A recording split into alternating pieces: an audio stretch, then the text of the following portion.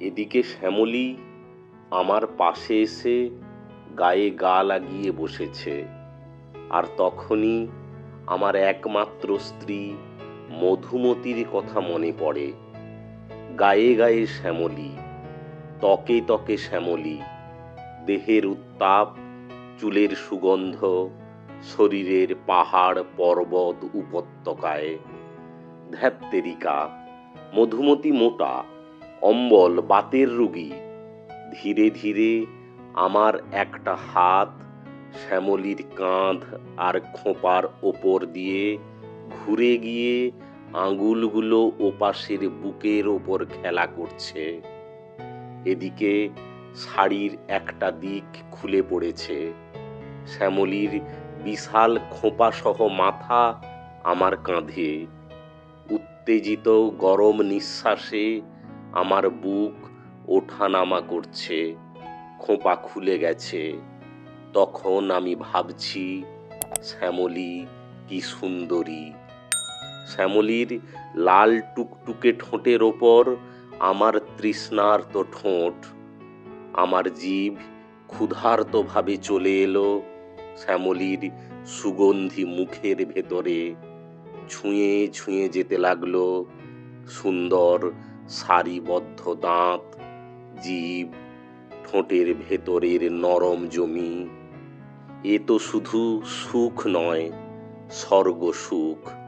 ঘরের বউকে ছেড়ে অন্য মেয়ের সাথে বেশ ভালোই লাগে। আমি শ্যামলীর কানের কাছে মুখ রেখে বলি, শ্যামলী তুমি কি দারুণ। আমার কথা শুনে শ্যামলী খিলখিল করে হেসে ওঠে। আজকের গল্প উজ্জ্বল কুমার দাসের লেখা পরকীয়া প্রেম। অনেক অভিধান ঘেঁটে আমার স্ত্রীর নাম রেখেছিল আমার শ্বশুর মশাই, মধুমতি। তখন অবশ্য সবই জড়পিণ্ড। ওয়েল ক্লথের ওপর এক টুকরো ছোট কাঁথা, আর তার ওপর আমার প্রাণের বউ। কিন্তু তিনি যেই ধেড়ে হলেন, ব্যাস। যখন আমি বিয়ে করবার জন্য আমার স্ত্রীকে প্রথম দেখতে গেলাম, তখন আমি জিজ্ঞেস করলাম, কি নাম আপনার? তখন লাজুক লাজুক মুখে বেশ মিহি সুরে টেনে বলল, মধুমতি সাহা। আমার কানে তখন এমন সুর বেজে উঠল যে মনে মনে বললাম, আহা আহা। কিন্তু বিয়ের তেরাত্রির পেরোতে না পেরোতেই মধুমতি মধুমতির খোলস ছেড়ে সংসারের সার্কাসে ভানুমতির খেলা দেখাতে শুরু করে দিল। তখন মধুমতির কোথায় সেই মধু আর কোথায় সেই মতি, সব গুবলেট। তারপর তো কিছুদিন যেতে না যেতেই আমার স্ত্রীর শরীরে যাবতীয় রোগের আড্ডা বাসা বাঁধতে শুরু করলো। দিনে দিনে গায়ে গতরে ফুলতে শুরু করলো, যেন ঠিক বোম্বের টুনটুনের দ্বিতীয় সংস্করণ। তারপর এসে উপস্থিত হলো বাত, দন্তশূল, অম্বল ইত্যাদি। সব যেন হাত ধরাধরি করে লাইন ধরে আসছে আর যাচ্ছে। এ যেন এক নিরন্তর গতি। জীবনটা একেবারে অতিষ্ঠ হয়ে উঠেছে। মাঝে মাঝে ভাবি, বিয়ে করে কি না ভুল করেছি, কিন্তু এ ভুল সংশোধন করবার কোনো উপায় নেই। ভুল সংশোধন কেবলমাত্র পরীক্ষার খাতায় চলে, কিন্তু জীবন খাতায় একদম চলে না। কিছুদিন হলো আমাদের পাশের দোতলায় হরিহরবাবুর একখানা ঘরে একজন 28-30 বছরের অবিবাহিতা মহিলা ভাড়া এসেছেন। একলাই থাকেন। ঘরটা আবার আমার শোবার ঘর থেকে বেশ পরিষ্কার দেখা যায়। দেখতে খুব একটা মন্দ নয়। ছুটির দিনে প্রায়ই আমি লুকিয়ে লুকিয়ে দেখি। একদিন আমার শ্যামলী ও ঘরের মধ্যে হালকা সুরে রবীন্দ্রনাথের সেই গানটা গেয়ে চলেছে। আর আমি ওর দিকে মুগ্ধ হয়ে চেয়ে আছি। হঠাৎ দেখি আমার পেছনে আমার স্ত্রী মধুমতি কর্কশ সুরে চেঁচিয়ে বলল, কি গো, কখন থেকে যে ডাকছি, বাজারে কখন যাবে? তা কানে কোনো কথাই ঢুকছে না, ওই দিকে কি অত মন দিয়ে দেখছো দেখি? বলে জানলার সামনে গিয়ে দাঁড়িয়ে দেখে শ্যামলী নেচে নেচে সেই গানটা গাইছে। ব্যাস, হ্যাঁ তাই তো বলে চোখগুলো বড় বড় করে বলল, আমার কথা শুনবে কি করে? আমি গোবেচারির মতো বললাম, কেন কেন, কি হয়েছে? কি আর হবে, ভাগ্যিস আমি দেখলাম, আরো পরে দেখলে কি সর্বনাশই না হয়ে যেত। কেন, কি সর্বনাশ? দেখো, অত ন্যাকামি করো না তো। সকালবেলা ওই জানলা দিয়ে ওই ছুরিটার নাচ দেখছিলে না? ভাবো আমি কিছু বুঝি না, ঘাসে মুখ দিয়ে চলি না? সব বউদেরই এই একই রোগ। নিজের শাড়ির মতো নিজের স্বামীটিকে ব্যক্তিগত সম্পত্তি মনে করে অন্য কেউ তা গায়ে জড়াক, তা তারা মোটেই পছন্দ করে না। থাক, স্ত্রীর ধাতানি খেয়ে লুঙ্গির ওপর পাঞ্জাবিটা গলিয়ে বাজারের থলিটা নিয়ে বাজারের দিকে রওনা দিচ্ছি। ঠিক এমন সময় রান্নাঘর থেকে 7 বাড়ি শুনিয়ে মধুমতি বলল, রুই মাছের মাথা এনো কিন্তু। মাসের শেষ, রুই মাছের মাথা? মনে মনে গালাগাল দিয়ে বললাম, রুই মাছের মাথা না এনে তোমার মাথা আনবো, বলে বেরিয়ে এলাম। রাস্তায় নেমেই আবার চোখটা চলে গেল সেই হরিহর বাবুর দোতলার বারান্দায়। তাকিয়ে দেখি শ্যামলী বারান্দায় দাঁড়িয়ে আছে। পিঠে ছড়িয়ে আছে একরাশ কালো চুল, যেন কোনো তেল কোম্পানির বিজ্ঞাপনের মডেল। আমার দিকে চোখ পড়তেই শ্যামলীর ঠোঁটে একটু হাসি খেলে গেল। হঠাৎ আবার মধুমতির কথা মনে পড়তেই পেছনের দিকে আমার বাড়ির বারান্দায় তাকিয়ে দেখলাম মধুমতি দাঁড়িয়ে আছে কিনা। না, নেই। তাই আমিও শ্যামলীর দিকে একটু মুচকি হেসে বাজারের দিকে রওনা হলাম। প্রতি রবিবারই বাজার সেরে আসবার সময় শম্ভুর দোকানে কাঁচা পাকা দাড়িগুলো একটু কামিয়ে আসি। সেদিনও শম্ভুর দোকানে গিয়ে আয়নার সামনে গিয়ে বসলাম। আয়নার দিকে তাকিয়ে নিজেকে কিরকম বুড়ো বুড়ো বলে মনে হলো। সারা মাথায় কাঁচা পাকা চুলে ভর্তি, গালে এক গাল দাড়ি।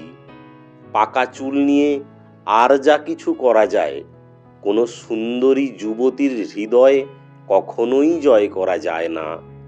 স্বামীর চুল পেকে গেল, বউরাই ঘ্যান ঘ্যান করে, আর প্রেমিকা, ওরা তো পাত্তাই দেবে না।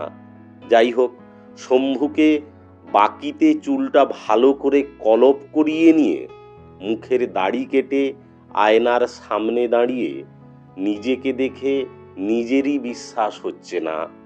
বয়স যেন অনেক কমে গেছে। যাই হোক, খোশ মেজাজ নিয়ে বাড়ির দিকে রওনা দিলাম। বাড়িতে গিয়ে পৌঁছলাম বেলা 11টায়।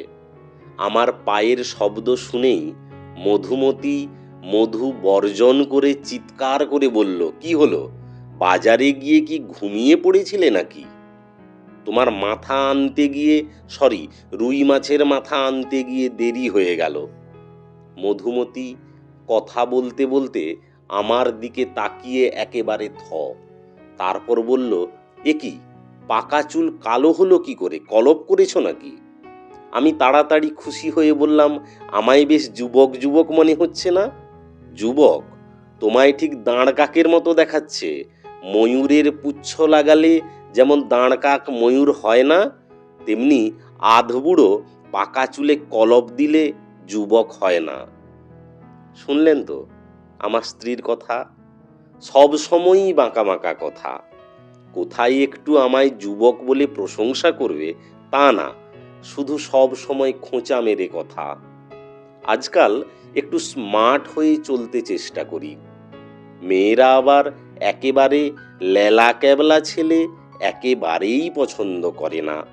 তাই ধুতির বদলে একটু প্যান্ট শার্ট সঙ্গে বুট পরে অফিসে বেরোই। এই দেখেও স্ত্রীর মনে জ্বালা। হঠাৎ একদিন বলল, কি হয়েছে বলো তো? তোমায় আজকাল প্রায়ই লক্ষ্য করি বুড়ো বয়সে ছোঁড়া সাজবার শখ হয়েছে। প্রেমে টেমে পড়লে নাকি? আমি একগাল হেসে বললাম, ঘরে এমন সুন্দরী থাকতে অন্যদিকে কি করে তাকাই? আর তাছাড়া এখন কি আর প্রেমের বয়স আছে? অমনি গিন্নি মুখ বেঁকিয়ে উত্তর দেয়, ছে, প্রেমের আবার বয়স? তোমাদের পুরুষ জাতটাকে একদম বিশ্বাস করি না। যত বুড়ো হয় তত বেশি বজ্জাত হয়। অমনি আমার মাথাটা টগবগিয়ে ফুটে উঠল। দেখো, জাত টাত তুলে কথা বলবে না। আর তাছাড়া তোমার মতো এরকম খিটির মিটির করা বউ ঘরে থাকলে স্বামীরা তো বিগড়ে যাবেই। আমার কথা শেষ হতে না হতেই আমার মধুমতি গর্জে উঠে বলে উঠল, কি, আমি তোমার সাথে খিটির মিটির করি? এই আওয়াজে পাড়ায় যেন একটা ছোটখাটো ভূমিকম্প হয়ে গেল। পরের দিন অফিস বেরোচ্ছি। ঠিক এই সময় আমার গিন্নি গ্যাসের চোতাটা ধরিয়ে দিয়ে বলল, যাওয়ার সময় একটু বুক করে যেও, ব্যাস অফিসের 12টা। ভাগ্যিস সরকারি অফিসের কেরানি। তারপর নাচতে নাচতে গিয়ে হাজির হলাম গ্যাস দাদার কাছে। পাড়ার কাছে একটা বড় গ্যারেজ ঘরে গ্যাস ঘর। ওই ঘরে একটা টেবিল চেয়ার নিয়ে বসে আছেন আমাদের গ্যাস দাদা, আর তার সামনে এক বিশাল লাইন। গ্যাসের লাইনে সবাই প্রশ্নকর্তা, আর সব প্রশ্নেরই উত্তর দিয়ে চলেছেন গ্যাস দাদা। সব প্রশ্নকর্তারই একই প্রশ্ন, দাদা কবে পাঠাচ্ছেন? বাচ্চারা কাঁদলে যেমন বড়রা টফি নিয়ে বলে, আর কেঁদো না সোনা, আর কেঁদো না, ঠিক তেমনি গ্যাস দাদা সবাইকে বলে চলেছেন, এই 2-4 দিনের মধ্যেই পেয়ে যাবেন। ছেলেদের লাইনের সাথে ফুরফুরে সব সুন্দরী মহিলাদের লাইন, সব নতুন সংসার করছে, স্বামীরা সব অফিসে বেরিয়েছে, আর গিন্নিরা সুন্দর পারফিউম মেখে গ্যাসের দোকানে লাইনে। হঠাৎ দেখি লাইনে সেই আমার পাশের বাড়ির শ্যামলী। শ্যামলীকে দেখেই মনটা কিরকম পাক দিতে শুরু করলো। কি করে কথা শুরু করি? যদি কথা বলতে গিয়ে কোনো অসংলগ্ন কথা বলে ফেলি তাহলে তো আর রক্ষে নেই। এই বয়সে পাবলিকের হাতে মার খেয়ে আমাকে এই ধরাধাম ত্যাগ করতে হবে। ভাবতে ভাবতে হঠাৎ দেখি আমার পায়ের সামনে একটা সুন্দর রুমাল পড়ে আছে। আমি তাড়াতাড়ি তুলে শ্যামলীর দিকে হাসি হাসি মুখ করে বললাম, এটা কি আপনার? শ্যামলীও হাসির বিনিময়ে হাসি দিয়ে বলল, হ্যাঁ আমার। তারপর আমার হাত থেকে রুমালটা নিল।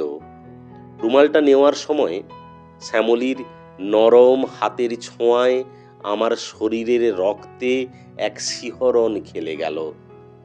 তারপর ধীরে ধীরে শ্যামলীর সাথে আলাপ জমাতে শুরু করলাম, আর মনে মনে আমার মধুমতিকে ধন্যবাদ দিলাম।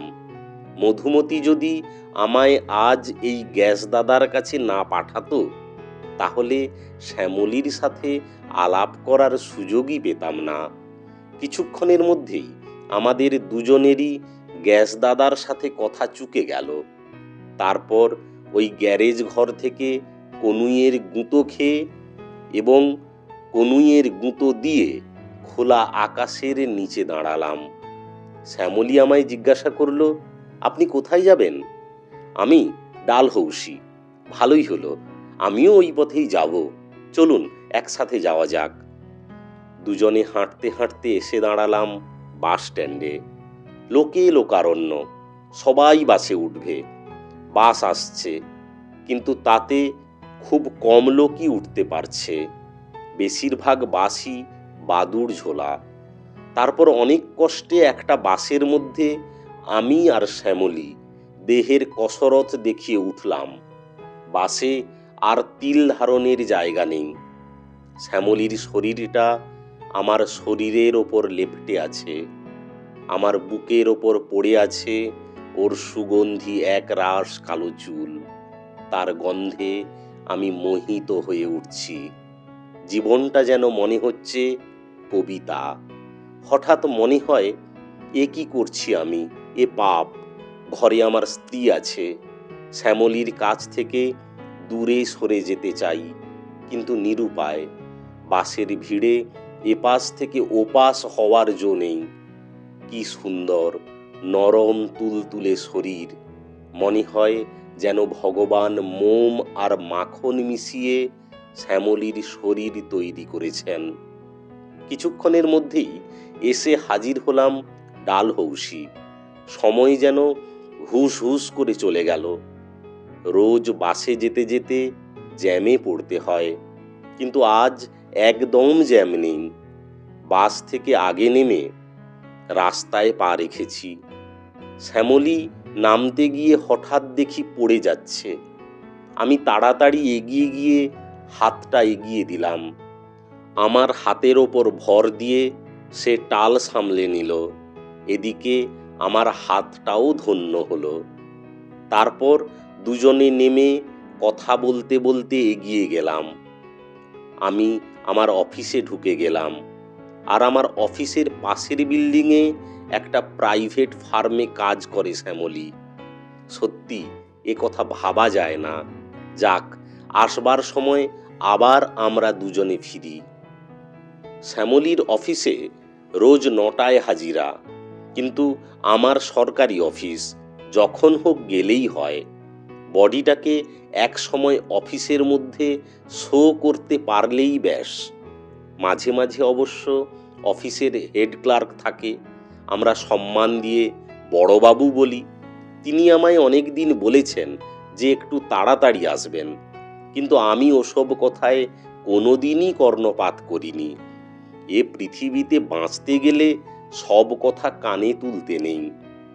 যদিও কানে যা ঢোকাই তা অপর কান দিয়ে আবার বাতাসে ছেড়ে দিই। আমার দেরিতে আসার সুবাদে অনেকেই আমায় মাঝে মাঝে রঙ্গরসিকতা করে, অর্থাৎ যার অপর কথা টিপ্পনি কাটে। আমার নাম দিয়েছিল লেটু বাবু, কিন্তু তাতে আমার কিছু যায় আসে না। আমি যেমন চলছি তেমনি চলব। চাকরি তো যাওয়ার কোনো ভয় নেই। এ তো আর প্রাইভেট ফার্ম নয় যে একটু দেরি হলেই মাইনে কাটা যাবে। এ হচ্ছে সরকারি অফিস। একদিনের কাজ 10 দিনে করব, মাঝে মাঝে ওভারটাইম করব, আর মাঝে মাঝে অফিস থেকে মাইনে বাড়ানোর দাবিতে বিরাট মিছিল করে সারা কলকাতার বুকে ট্রাফিক জ্যাম করে অবশেষে এসপ্লানেড ইস্টে বিরাট জনসমাবেশে যোগ দেব। বড় বড় নেতাদের বড় বড় বলি। আমি অবশ্য বড় বড় নেতা না হলেও নেতা তো বটে। অফিসে রাজনীতি করি, তাই রাজনীতির নেতাদের আজকাল খুব একটা কেউ ঘাঁটায় না। একটা প্রচলিত কথা আছে যে বাঘে ছুলে 18 ঘা, পুলিশে ছুলে 36 ঘা, আর আজকালকার রাজনীতির দাদারা ছুলে 100 ঘা। যাক, আপনাদের সামনে আমার ওপর বৈপ্লবিক চরিত্রের পরিচয়টা দিতে চাই না। এবার আমার ফুলটুসি, আমার প্রাণকুমারী শ্যামলীর কথা বলি। এখন রোজই সকাল 8টার মধ্যে বাস স্ট্যান্ডে পৌঁছে যাই। ওই সময় শ্যামলীও বাসে ওঠে। একই সাথে দুজনে পাশাপাশি দাঁড়িয়ে, কখনো বা ভাগ্যে কুলোলে পাশাপাশি বসে দুজনে সুখ দুঃখের কথা বলতে বলতে অফিসে যাই। এ যে কি থ্রিলিং তা ঠিক মুখে বলা যায় না। আমাকে এত সকাল সকাল অফিসে দেখে অফিসের লোকেরা তো একেবারে কি হলো। আমাকে অনেকে জিজ্ঞাসা করতে শুরু করলো এর রহস্য কি, কিন্তু সত্যি কথাটা বলতে পারলাম না। অফিসে ফেরার সময়ও প্রায়ই আমরা একটুখানি হেঁটে আউটরাম ঘাটে গিয়ে পাশাপাশি বসতাম, নানা রকম কথা বলতাম। সিনেমা হলের অন্ধকারে বসে ওর দিকে হাত বাড়াতাম। শ্যামলী অবশ্য এসব কিছু আপত্তি করত না। মনে হতো শ্যামলীও বোধহয় আমাকে ভালোবাসতে চাইছে। কেউ কি কোনোদিন একা থাকতে পারে? সবাই সঙ্গ চায়, সঙ্গী সঙ্গিনী চায়। প্রায় লক্ষ্য করতাম শ্যামলীর মধ্যে একটা পাপের প্রবল আকর্ষণ আছে। মধুমতি 2-4 দিনের জন্য পিত্রালয়ে গেছে। আমি একেবারে ঝাড়া হাত পা। একদিন রবিবার, শ্যামলী আমায় সকালে চা জল খাবারের নিমন্ত্রণ করেছে। সকাল সকালই চলে গেছি। গিয়ে দেখি চারদিক নিস্তব্ধ। কাউকে না ডেকেই ঘরে ঢুকে দেখলাম শ্যামলী বড় লোভনীয় ভঙ্গিতে বিছানায় শুয়ে আছে। বুকের ওপর থেকে শাড়ির আঁচলখানা সামান্য সরানো, পরনে লাল রঙের ব্লাউজ। শরীরটা যেন সেই ব্লাউজ ফেটে বেরিয়ে আসতে চাইছে। উত্তেজনায় বুকের ভেতরটা কিরকম ওঠানামা করছে। কি করব বুঝতে পারছি না। হঠাৎ আমার পায়ের আওয়াজে শ্যামলী চোখ মেলে তাকালো। তাকিয়েই আমায় জিজ্ঞেস করলো, কি কতক্ষণ এসেছেন? এই মাত্র। আপনি ঘুমোচ্ছেন দেখে আমি আর ডাকিনি। এই একটাই তো ছুটির দিন। তারপর শ্যামলী এক মারাত্মক ভঙ্গিতে আড়মোড়া ভেঙে উঠে বসল। আমি সেই সুযোগে শ্যামলীর গোপন জায়গাগুলো দেখবার অবসর পেলাম। আমাকে বসিয়ে রেখে শ্যামলী কল ঘরে গেল। তারপর বেশ ফ্রেশ হয়ে এসে আমায় জিজ্ঞাসা করলো, কি চা না কফি? আমি উত্তর দিলাম, কফি। আমার উত্তর নিয়ে আবার জোরালো গতিতে কিচেনে চলে গেল। ইতিমধ্যে খবরের কাগজওয়ালা ছুঁড়ে কাগজখানা ঘরে দিয়ে গেল। একটু হলেই আমার নাকে এসে লাগতো। ভাগ্য ভালো লাগেনি। খবরের কাগজখানা তুলে পড়তে লাগলাম। ইতিমধ্যে শ্যামলী কফি আর অন্য খাবার নিয়ে এসে হাজির। শ্যামলী একগাল হেসে বলল, নিন, খেয়ে নিন। আমি তো খাবারগুলোর দিকে তাকিয়ে অবাক। আমি ভদ্রতার খাতিরে হেসে বললাম, আমার জন্য আবার কষ্ট করে এত সব করতে গেলেন কেন? না, কষ্ট কিসের? আমার আবার নিত্য নতুন খাবার দাবার তৈরি করতে খুব ভালো লাগে। তখন আমার মধুমতির কথা মনে পড়ল। মধুমতির কাছে সকালে সামান্য একটু চা চাই, তার বদলে পাই 1 কাপ ঘৃণা। আমার চোখ দুটো ওই খাবারের প্লেটের দিকে ফ্যাল করে চেয়ে রইল। ধীরে ধীরে খাবারগুলোকে আমার নরম আঙুল দুটো মুখের ভেতরে চালান করে দিতে লাগলো। তারপর এলো রস বড়া। আমি মুখে পুরে দিয়ে বললাম, দারুণ হয়েছে, এ যেন ঠিক মনে হচ্ছে প্রেমের রস বড়া। আমার কথা শুনে শ্যামলী তো হেসে কুটিপাটি। কেন, ভুল কথা বললাম? না, তা কেন, আপনি বেশ মজার কথা বলতে পারেন বটে। তারপর খাওয়া দাওয়ার পর্ব শেষ। এবার আমি আর শ্যামলী গল্পের পর্বে। শ্যামলী বিছানায় আর আমি হাত কয়েক দূরে সোফাতে গাটাকে এলিয়ে বসেছি। গল্পের মাঝে মাঝে শ্যামলী বিছানায় গড়াতে এমন একটা ভঙ্গি করছে, যেটা অনেক সময় বাজারের কোনো চালু বিজ্ঞাপনে দেখা যায়।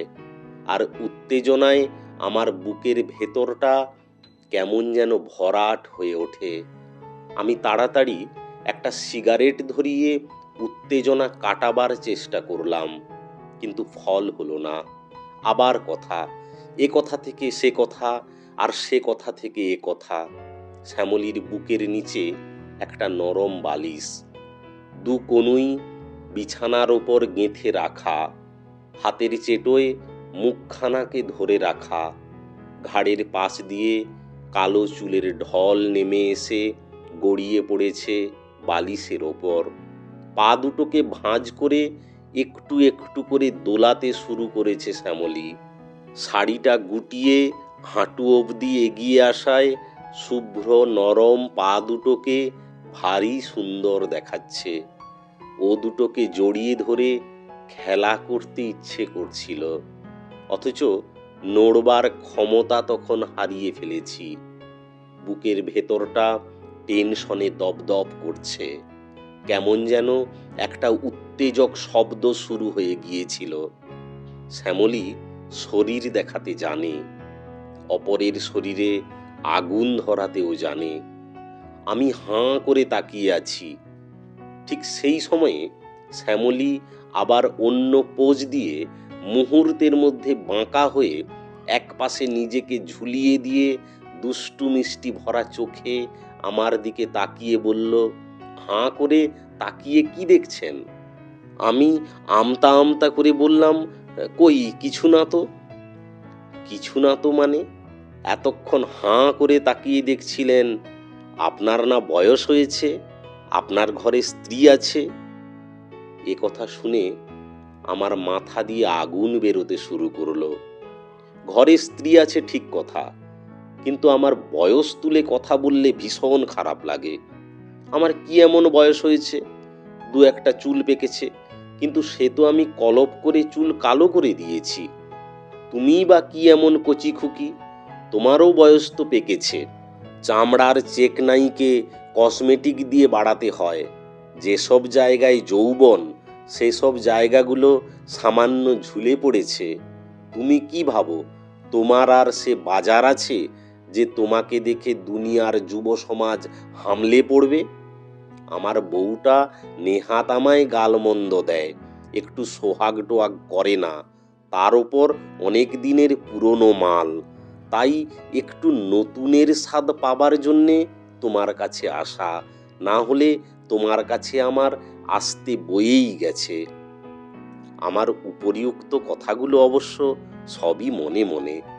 ভাষায় প্রকাশ করলেই এক্ষুনি এমন এক ক্যাঁত করে লাথি কষাবে না, পাক খেতে খেতে গিয়ে মুখ থুবড়ে পড়তে হবে সেই নর্দমায়। তার থেকে চুপ মেরে থাকাই বুদ্ধিমানের কাজ। আর তাছাড়া মেয়ে ছেলের কথায় বেশি কান দিতে নেই, কান দিলেই অশান্তি। আমি আবার খুব শান্ত প্রিয় মানুষ, তাই আমি যুদ্ধ নয় শান্তি চাই। যাক, শ্যামলীর সাথে কথা না বাড়িয়ে একটু চা খাবার প্রস্তাব রাখলাম। শ্যামলী তাড়াতাড়ি চা তৈরি করতে গেল। হঠাৎ একটা উফ করে শব্দ। আমি তাড়াতাড়ি রান্নাঘরের দিকে ছুটে গেলাম। গিয়ে দেখি বাঁ হাত দিয়ে ডান হাতখানা চেপে ধরে শ্যামলী দাঁড়িয়ে আছে, মুখে যন্ত্রণার ছাপ, চোখ ছলছল। আমি তাড়াতাড়ি জিজ্ঞাসা করলাম, কি হয়েছে? কোথাও পুড়ে গেল নাকি? শ্যামলী ডান হাতের মাঝখানটা দেখিয়ে বলল, এই যে এইখানটা পুড়ে গেছে, জ্বালা করছে। পুড়ে যাবার বিশেষ লক্ষণ আমার অবশ্য চোখে পড়ল না। হাতের মাঝখানে সামান্য একটু ফোস্কা।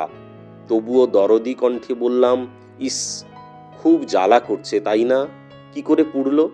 এই একটু পাঁপড় ভাজতে গিয়েছিলাম, আর তেল ছিটকে এসে পড়েছে। কি দরকার ছিল? একটু আগেই তো এত সব খেলাম, এখন শুধু চা হলেই হতো। থাক, চলুন, বার্নল জাতীয় মলম কিছু আছে? হ্যাঁ আছে, কিন্তু ও লাগালে তো খুব জ্বলবে। আরে না না, আমি লাগিয়ে দিচ্ছি। তারপর আমি শ্যামলীকে রান্নাঘর থেকে এনে ধীরে ধীরে নরম বিছানায় শুইয়ে দিলাম। সামনের দিকে প্রসারিত হয়ে আছে শ্যামলীর নগ্ন হাত। আমি বার্নলের টিউব থেকে মলম নিয়ে হাতে বার কয়েক ঘষতেই হাতের জ্বালাটা কমে গেল। শ্যামলী মিষ্টি হেসে বলল, আপনি বেশ জাদু জানেন দেখছি। আমার জ্বালাটা অনেকটা কমে গেছে। আপনার জ্বালা জুড়োবার জন্যেই তো আমার বেঁচে থাকা। যেদিন থেকে শুনেছি আপনার প্রেমিক আপনাকে ধোঁকা দিয়ে চলে গেছে, আর সেই দুঃখে আপনি এখনো বিয়ে করেননি, সেদিন থেকেই বুঝেছি আপনার কত দুঃখ, কত জ্বালা। শ্যামলী বলল, নিন, এবার হাতটা ছাড়ুন, অনেকক্ষণ ধরে আছেন। হাতটা ছাড়তে প্রাণ চায় না, মনে হয় চিরকাল ধরে থাকি। কি সুন্দর আপনার হাতখানা, কি নরম, ঠিক মাখনের মতো। শ্যামলী মুচকি হেসে বলল, তাই নাকি? আপনার স্ত্রীর হাতখানাও তো ঠিক এরকম, তাই না? কি যে বলেন! সে হাত তো শিলনোড়ার মতো শক্ত পাথর, আদর করে ধরলে হাতের মালিক খ্যাঁক করে ওঠে। আমার কথা শুনে শ্যামলী বলল, আপনারও খুব দুঃখ তাই না? আর দুঃখ কে আর বুঝলো বলুন। এদিকে শ্যামলী আমার পাশে এসে গায়ে গা লাগিয়ে বসেছে, আর তখনই আমার একমাত্র স্ত্রী মধুমতির কথা মনে পড়ে। গায়ে গায়ে শ্যামলী, ত্বকে ত্বকে শ্যামলী, দেহের উত্তাপ, চুলের সুগন্ধ, শরীরের পাহাড় পর্বত উপত্যকায়। ধ্যাত্তেরিকা, মধুমতি মোটা, অম্বল বাতের রোগী। ধীরে ধীরে আমার একটা হাত শ্যামলীর কাঁধ আর খোঁপার ওপর দিয়ে ঘুরে গিয়ে আঙুলগুলো ওপাশের বুকের ওপর খেলা করছে। এদিকে শাড়ির একটা দিক খুলে পড়েছে। শ্যামলীর বিশাল খোঁপাসহ মাথা আমার কাঁধে। উত্তেজিত গরম নিঃশ্বাসে আমার বুক ওঠানামা করছে। খোঁপা খুলে গেছে। তখন আমি ভাবছি, শ্যামলী কি সুন্দরী। শ্যামলীর লাল টুকটুকে ঠোঁটের ওপর আমার তৃষ্ণার্ত ঠোঁট। আমার জিভ ক্ষুধার্তভাবে চলে এলো শ্যামলীর সুগন্ধি মুখের ভেতরে। ছুঁয়ে ছুঁয়ে যেতে লাগলো সুন্দর সারিবদ্ধ দাঁত, জিভ, ঠোঁটের ভেতরের নরম জমি। এ তো শুধু সুখ নয়, স্বর্গ সুখ। ঘরের বউকে ছেড়ে অন্য মেয়ের সাথে বেশ ভালোই লাগে। আমি শ্যামলীর কানের কাছে মুখ রেখে বলি, শ্যামলী তুমি কি দারুণ। আমার কথা শুনে শ্যামলী খিলখিল করে হেসে ওঠে। আর তখনই আমার চুলের পেছনের দিকে একটা প্রচণ্ড টান অনুভব করি। ওই টানেই আমার দেহখানি শ্যামলীর দেহ থেকে আলাদা হয়ে সোজা মাটিতে দাঁড়িয়ে পড়ি আমি। তারপর পেছন ফিরে দেখি আমার বিয়ে করা একমাত্র স্ত্রী মধুমতি